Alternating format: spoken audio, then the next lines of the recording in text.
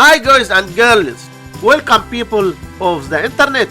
On today's ride, 180 divided by 180, which equals 1, and 180 divided by 180 equals 1. Now we have this problem, 1 divided by 1, which equals 1. But this answer is not correct, because according to the order of operations, we must do this division, then this division, and at last this division. So we have first this division, 180 divided by 180 equals 1. So we have 1 divided by 180 divided by 180, and we can write this part as 1 over 180 divided by 180. So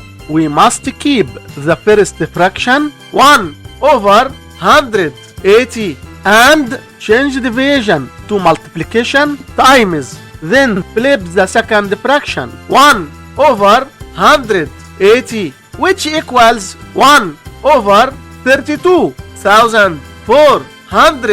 And this is our final answer for this problem. Thanks for watching. Hit like and subscribe to support the channel.